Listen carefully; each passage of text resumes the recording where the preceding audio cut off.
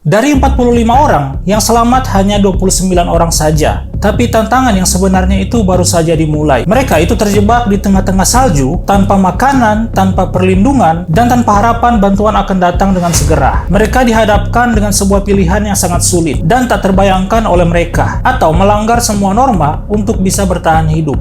Assalamualaikum kawan-kawan, selamat datang kembali di channel aku, dan terima kasih sudah klik video ini. Jadi hari ini tuh aku akan membahas tentang tragedi penerbangan 571 Fuerza Aérea Uruguaya, tentang penumpang pesawat yang bertahan hidup di tengah-tengah salju, guys. Gimana ceritanya? Siapkan posisi terenak kalian dan ini dia ceritanya.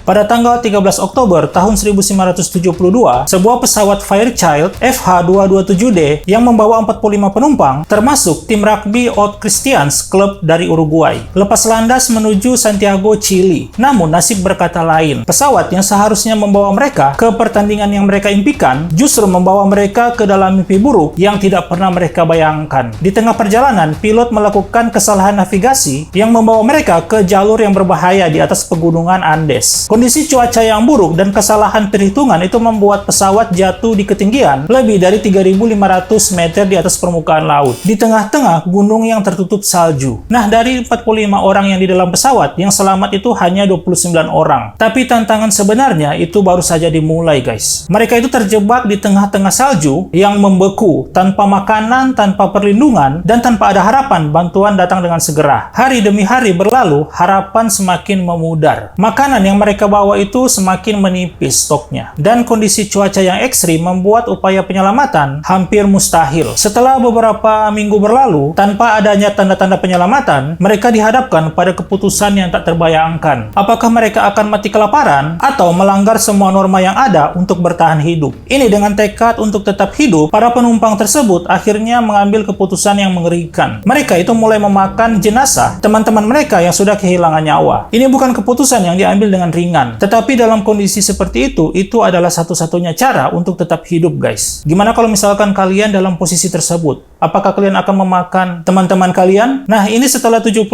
hari yang penuh dengan penderitaan, dua dari mereka, Nando Parado dan Roberto Canessa, melakukan perjalanan epik selama 10 hari melintasi pegunungan Andes untuk mencari bantuan. Perjuangan mereka itu selama berjalan-jalan di pegunungan Andes akhirnya membuahkan hasil, guys. Pada tanggal 20 Desember tahun 1972, 16 orang yang tersisa itu berhasil diselamatkan. Akhirnya dari berapa orang tadi? 49 orang, tinggal tersisa 16 orang. Setelah mereka kembali ke kehidupan normal, mereka itu menghadapi tantangan yang lain. Bagaimana hidup dengan kenangan akan keputusan yang mereka buat di pegunungan tersebut. Kisah mereka itu diabadikan di berbagai film dan buku, guys. Tapi trauma mereka itu akan terus melekat selamanya. Nando Parado ini adalah salah satu penumpang yang menjadi pahlawan pada saat itu. Dia mengatakan bahwa tragedi ini mengajarkan kita tentang betapa berharganya kehidupan. Dia dan Roberto Canessa ini yang berjalan selama 10 hari melintasi pegunungan Andes itu adalah simbol keberanian ini. Salut sama mereka berdua. Kalau misalkan mereka berdua itu mager atau takut untuk berkeliling mencari bantuan, mungkin mereka akan is dead di sana. Kehidupan setelah tragedi itu tidaklah mudah, guys. Bayangin kalian itu di posisi mereka. Banyak dari mereka itu yang harus menghadapi stigma dan rasa bersalah yang luar biasa karena mungkin telah memakan teman-temannya. Cerita mereka ini diabadikan dalam buku dan film. Salah satunya adalah film Alive yang dirilis pada tahun 1993. Ini memberikan gambaran yang kuat tentang perjuangan mereka, mengajak kita para penonton itu merasakan sejenak apa yang mereka alami di pegunungan Andes tersebut. Mungkin kalau kalian penasaran, silakan ditonton dulu. Jadi dari kisah ini adalah pengingat bahwa di balik setiap tragedi ada pelajaran yang bisa kita ambil dan ada harapan yang bisa kita genggam. Apapun itu, kita harus tetap berharap dan harus tetap berjuang, guys. Mungkin sampai di sini dulu cerita singkatnya. Jika kalian suka video ini, jangan lupa subscribe, like, dan komen. Terima kasih kawan-kawan sudah menonton